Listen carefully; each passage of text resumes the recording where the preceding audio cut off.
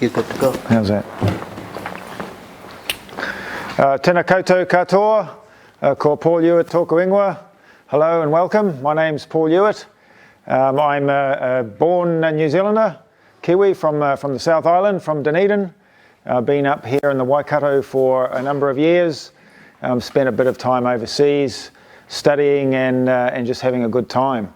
I've been back here for a few years now with my own family, and I've been working at Wintec now for 3 or 4 years full time, and a few other years without that the administrative burden that full-time academia takes with it. So my role in this, I'm an engineer, a sports engineer, a material scientist. I've got a PhD in material science. What led me to that? I've been an engineer for a number of years, and I was also quite an avid sports person, interested in sort of individual sports, running, cycling, mountain biking, kayaking, multi-sport, all those sorts of things. And one of the things about being an engineer was that often the equipment that I had, which I might have broken or bought or cost an awful lot, was something that I could kind of relate to as somebody that makes stuff. And so closer and closer I got to within engineering, I decided, well, let's bring the two together, because I enjoyed doing the sports and I enjoyed the engineering. So I thought, let's kind of, that can be my career path, my trajectory. And so that's what I've done. I've been a member of International Sports Engineering Association for a number of years, and it's interesting. Sports engineering is something that, again, it doesn't have a big profile. It's been battling for years to get recognition, to be able to get. It's often been considered that sports engineers, or if you're not measuring VO2 max or heart rate or that, you're not really. There's no way that you're going to help an athlete or a player of any sport. Of course, now that's turned around a little bit, and we're making headways to get people to understand that, look, there is a connection between the equipment they use and the performance. So I'm even newer at the Polo scene, so you haven't seen me at any of the games. So I know even less than Reagan and certainly Russ. But I'm coming into it, as I said, from a materials perspective, from an equipment perspective. I don't have last year's data to show you, or last year's projects. This is all the very beginning for my side of the sports engineering. So I'm looking at starting off. Why not start off where we should? The Polo mallet, or the stick as you refer to it. I'm probably going to bounce backwards and forwards calling it a mallet and a stick. I tend to be formal, but I should probably try and fit in a little bit better with what you guys, the language you people use.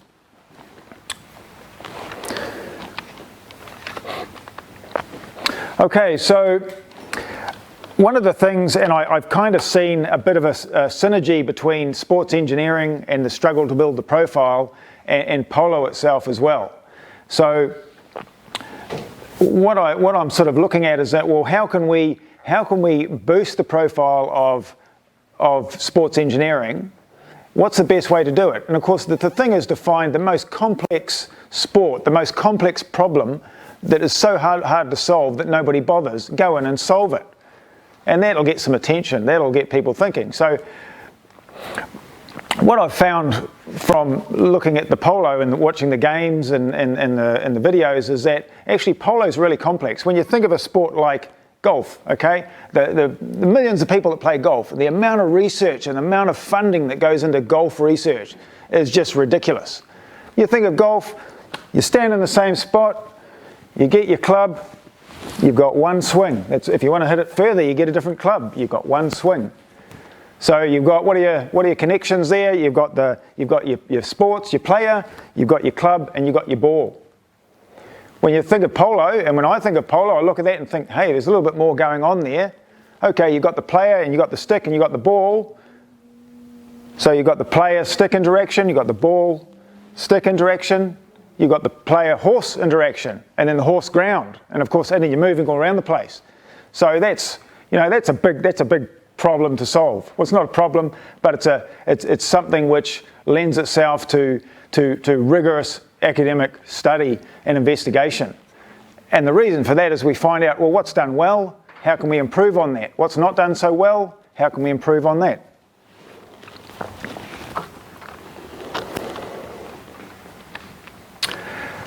So with equipment, and it's probably something, I don't know whether many of you have thought much about it, about the material properties. So we'll often hear people talk about, how great this is, or I'll kind of focus on the Polo, and I imagine it's very similar in the few conversations I've had with Russ and Reagan around, how do you as players, how do you perceive the performance or whether a stick is good or not? So if I picked a couple out of a rack and gave them to a player, hey, try this.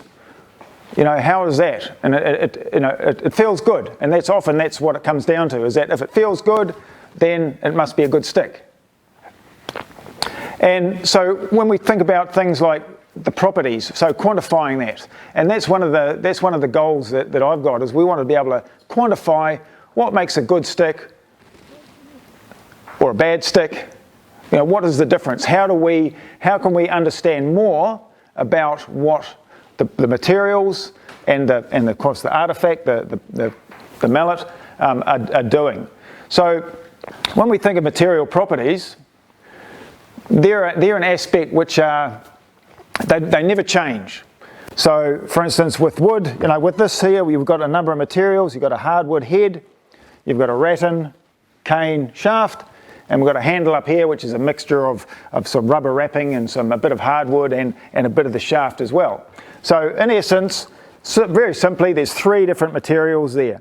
And what we find from material science is that these have individual properties. And the way we look at those is that we can measure them against anything else, and they never change. So these are properties such as ultimate tensile stress. So how much load do you need to put on a piece of that before it breaks?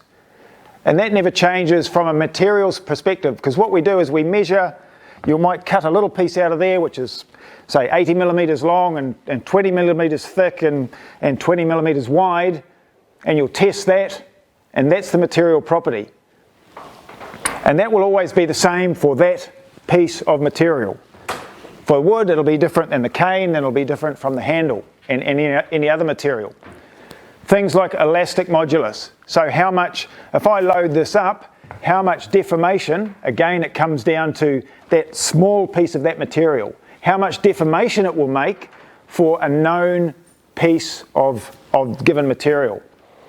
Melting point, density. So how much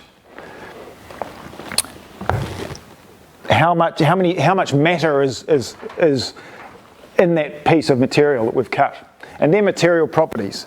So what we're doing and what we're starting to do will be, well, let's test those and find out what they are. And then we can look at the different types of mallet, different construction methods. And of course the ways of testing them, well, we can it's not that we do any old test.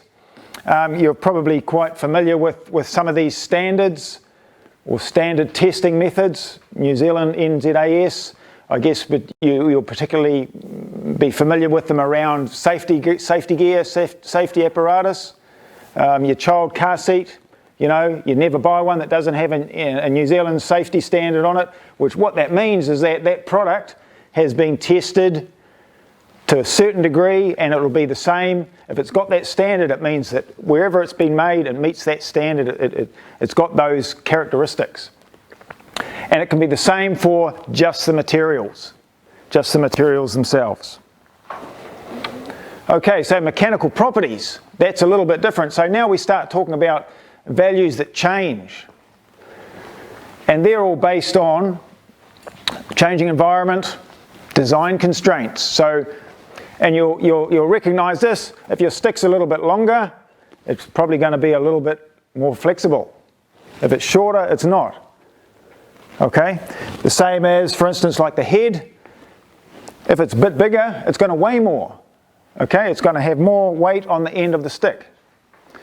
And they're the mechanical properties or the physical properties that make a difference in the equipment that you've got in the stick. And again, and they have different values, and these are the values that change. So like the tensile strength changes due to the design constraints. So if you have a thicker shaft, a bigger diameter shaft, it's going to be stiffer. All right. Length, of course, if we cut it a bit longer, well, yeah, okay, it's longer. So therefore, the physical properties are going to change of that mallet, and mass. How much this thing weighs. And products such as this, again, they have different, when all of these materials are put together, no matter what it is, a camera, as I said, a child's car seat, a helmet, a buoyancy vest, they're all going to be tested to different types of standards, and they might be standards specifically for that product, or they typically will if they're a product test, or they might be in-house testing, so the manufacturer might do their own type of testing to say, well, I want to make sure that this is going to do what I say it's going to do. So the manufacturer, and the other one would be field tests. Make something, give it to someone. So here I've made a new stick, I'll give it to you, go away and test it, come back and tell me how well it works. Of course, you can get some different data, some different information from those tests as well. All right, so with the Polo, again, newbie, I've seen it on TV, I've seen a few videos. How is that physical properties and material properties, how is that going to help, or what is that going to do? How are we going to apply that to Polo? So the idea is, firstly, well, because of course, I can get it and I can tap it here and it'll give me some sort of value for maybe the sound, the resonance, or I can wobble it a bit. Yeah, so what? How is that going to help? What's that going to mean to you? If I take this to you and say, oh, I tapped it on the top and it taps better on the top than any of the other ones, so it must be a better mallet, you'll probably turn around and say, well, thanks, we'll see you later. So any of the testing that we do, or the values, or that we give to you, have got to be valid. They've got to mean something, and they've got to be relatable to what it is that you're trying to achieve as a player. So the first thing we did was, right, let's have a look at the mallet. Here's a model we've made of one. Here's a full one here. Here's when we get a little bit closer to the head and we see the way it's constructed. Okay, that's very good. What else can we find from that? All right, so I looked at a few videos and I found out, well, how is it used? Excuse my headless horse here. And I find that, well, okay, there's the basic shots seem to be that we're on the offside and we're swinging, we're going forward or back. On the near side, we're going back or forward. And of course, from the neck, again, the same thing. But we're finding, well, okay, that's good, but how can we get a little bit closer to that? And so I guess getting it right down to some basics, we're thinking, well, okay, direction of swing is one way. We find if we're swinging here, we're getting and we're impacting with the ball direction will be the same direction of swing. If we turn the mallet a little bit, it's going to go off to the side. So that's insight into how these are being used, and perhaps what are the things that we need to identify or we need to be able to test, to quantify, to determine the performance or the properties of the stick. So how are we going to test that, and what are the tests that we need to do? So initially we're looking at static tests, so just slowly loading them up. Static tests, and I've got some images of those soon. Dynamic tests, motion, impact, and now it starts to form a bit of a picture about what these are actually used for and how we can look at them. So the static loading we test give you stiffness values. So one of the things I found, I've been talking with George Wood a number of times. He's very passionate about what he does, And if you see his videos on the website, the way he tests these is that he kind of puts one end on the ground and he leans on it and says, yeah, that's a good one.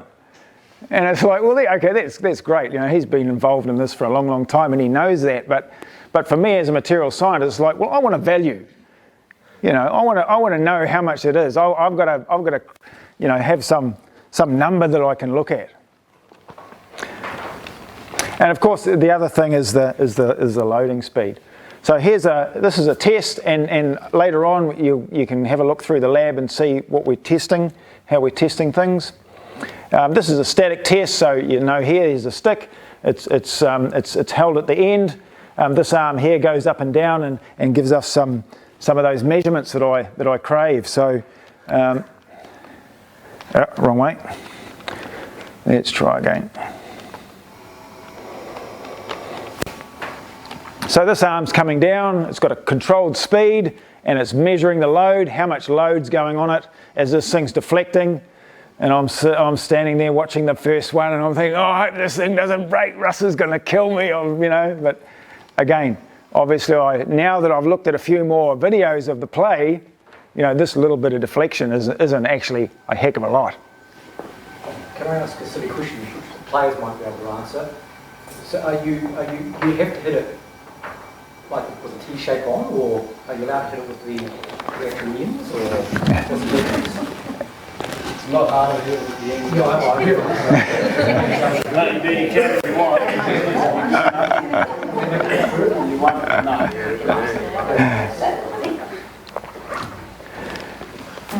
No. Good question. Yeah, so that's the static test, the static loading test. All right, okay, now we're getting a little bit closer to something that might be of value. Dynamic damping. So the damping is what happens, it's like a natural resistance to motion. So if I grab this mallet, and the test that I've done, and I don't have a picture of that, is that we grab this thing here, pull it back and let it go. And it goes backwards and forwards like this until the internal resistance overcomes the initial force. And that happens through heat and stuff happening within the materials, within the structure of the materials. And that's the damping. So each shaft, each size shaft, each length will have different values for this damping. And that's a property of the stick, of the artifact itself. These squiggles here, so this is the measurement of the head going backwards and forwards. In the test that I did, this was on the head, this is on the handle. So again, we're starting to build up a picture of, this is some of the performance aspects of that particular shaft, or that particular stick. The other one is the motion. Okay, the motion, and that's what this beauty's for. The swing rig. Let's have a look at the motion. So, not to be outdone by Russ and Reagan, I've also got little measuring pieces here, accelerometers, inertial sensors. Mine are smaller, less obtrusive, so you'll like me more than Russ and Reagan with their big hulking GPS. Of course, in this case, you know, we kind of strap them on here and here, and we can measure it away. So that's about this kind of pendulum effect here, and that's what we're seeing with these lines here. So this is the head, this is the handle. So we're getting a little bit closer to what's actually happening, you know, within play. Is that, you know, this kind of represents the shoulder and the arm and the mallet going backwards and forwards, somewhat. And then there's some fancy math we do. So we add these two together, and we get a kind of well, this is referred to as the baseline. When we add these together, we get another curve which gives us information relative to what's happening at that time. Okay, so that's kind of where we've started, and where we're starting to build an understanding for what's happening with the stick in these different, for these different conditions. Now what we're looking to do will be, okay, we need to combine all of those, because we know that, yeah, okay, it's loaded on the end, yeah, great. The speed is different depending on how you're hitting it, whether you're just, you're just wanting to hit it to the next player, or whether you're wanting to belt it to the end of the field. It's going to be different. The speed, the force, the loads on it. Again, the damping, there's going to be different things there. The harder you hit it, the more oscillation you're going to get. So the idea is that when we get a better understanding, we've measured these and we can put these together and we can get perhaps some magic number or series of numbers which might quantify a particular stick. And where we're getting with this is that we'll be able to quantify any stick. And we're able to say, well, okay, bring us in your favourite stick, or what's the most common stick used, and we can say, well, okay, it has a damping value of this, and it has a weight of this, and a length of whatever it may be, and the performance should therefore be whatever it might be. And I know what you're thinking, hang on, but there's a ball involved as well. So that's something, again, which this kit will allow us to do. Again, we put a ball in the equation, we measure everything again, and so on and so forth. So we're building up that picture of what we're actually getting with the stick. So that's really all I want to say. I was tending on wanting to be a little bit more interactive. It hasn't really happened, but some of the questions that I've got for you, I guess, as players, are here. So the first one, when you buy a stick, does the performance of it change over time? I mean, obviously, once you broke it, it's not going to perform as well. But is that something? Does anybody want to talk to that? Do you buy it at the start of the season? Do you know when it's wearing out? What makes you want to change a? I think you generally break it. Right. Before it runs out. You break a lot of sticks throughout the season, so you're always changing your stick, but you have your favourite one, I suppose. But they can get rung just above the head, so that where it's joined. Yep. They can have a little bit of play, so some people might carry on from visual or not. So then you know if you want to make sure for practice, or the heads on them can break or chip away. Yep, sure. And they can change, I think, depending how you store them. Most polo players keep their sticks in the back of their car and they heat up during the day and cool down at night, and that affects their flexibility and how they play. So I think sometimes rotating them works well, because they should be hung, really. Yes, okay. Well, it's like your wooden tennis racket, say, wood, and as you put them in those presses. I suppose they make much more. And what's the regulation for the construction? Is there a size and length? Is there any governing regulation? There's a couple of different sizes, but it depends on personal preference. Like and your horse size, you might like a shorter stick for a shorter horse, but depends on you. There's no talk about going to more non-traditional materials? Or they got the graphite. That's allowed? They've got the graphite, yeah. But the graphite seems to have a smaller sweet spot, as opposed to the cane has a larger sweet spot. Yeah. You're just talking about the shaft, or is it on the head? Like down through the cane, you'll get a bigger sweet spot in the head. And the graphite sort of has a sweet spot like that. I mean, and they're the kind of things that we want to be able to measure. Inevitably we can measure. So the idea would be, and I know, I'm just thinking my own experience during my kayaking time. I buy a paddle one season, it works really well, and I decide, good, I'm going to upgrade. It's done me really well. I'll get another one exactly the same model, and for some reason it's a little bit different. And of course, I guess that's the thing too about materials, is that, and especially here, these are natural materials. So, there's no way that it's going to be the same every year. Season in, season out, you'll get a dry season, a couple of dry seasons, you'll get one characteristic, you'll get a couple of wet seasons, it'll be different. Especially for natural materials. I mean, and I guess the idea for my thinking is that if we can quantify that, if we can benchmark and set some quantifiable aspects of the stick, then it may be that there's a particular stick that as a player always works really well for me.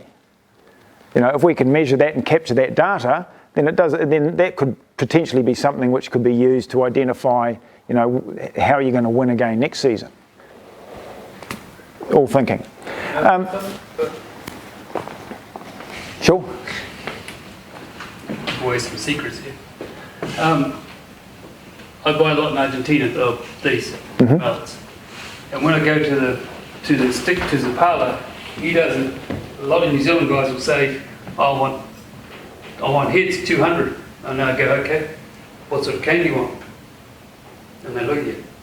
What they do in Argentina, and all the good players, they know what head weight they want. They know under here how much shaved off, the diameter, and then the stick. So if they want, example, it can be out, so he's about 210, 220 on the head, and then this cane, and it all adds up to 500 to 515. There's a variance in slightly lighter, and then depending on how the arm is and the elbow, how much whip. Mostly stiff to here and a little bit of movement here. And when you saw George do that, they all do it over there. They all do it, and they're looking for where it bends. If it bends, the lower it bends, the better for the good guys. But if it's bending up here, it's firewood. Throw it away. And because it's no good for you. Because when you're hitting, or swinging, the head's back here, and you're there. And this wood, the wood that the Argentinians use, the tipa, it doesn't like water. So if it rains, if you're playing and it's been raining, and you haven't taped it up, it'll split. And I know with Zapala, his heads, the tipa that he gets, he puts it away for 3 years before he brings it out and puts it on mallets. So you know that 3-year-old tipa, and they tend to think that it matures and it's better than if it's been, say, freshly milled and then bagged in the Well, I mean, that makes sense from a materials perspective, because it will have naturalised or normalised to a point where there's no more residual change going on in it. Yeah, and the graphite, some people found the graphite was harder on the wrist because it's where it flexed compared to this. Yeah, again, and that can be, that can be expressed as the material properties and the differences in those. Another change is the size of the handle. And the weight and the when I say the size, about what fits in your hand. All right. So how's our time going? Are we? In the interest of time, we pass over to Mohammed. Okay. I'll just got 1 minute to time up. So there's a couple of questions there. Have a think about them anyway, and then we can, if you want to discuss them a little bit later on, or later on in the season, that's fine too. We'll be around here. So just to conclude that, again, there's nothing different between the construction methods of the stick than there is from a tennis racket or a cricket bat. They're all made of different materials stuck together. So again, there's definitely data and valuable information within them that we can look at to help perform, improve performance, or at least gauge performance. Again, as I said, with impact, once we start getting a ball in there, we can start look at how they hit, how they and how they behave in that way. And of course, this methodology, the benchmarks and those tests, are something which, again, will definitely be able to provide, performance and properties for those. And again, of course, being subjective, so you can get a few numbers there as opposed to, feels good or feels right.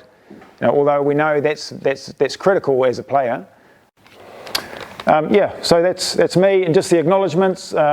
International Sports Engineering Association and the Engaging Sports grant. who's brought us together, Polo Science, yay, plenty more to come. And yeah, I've spoken to George Wood twice on the phone, and it hasn't been under an hour.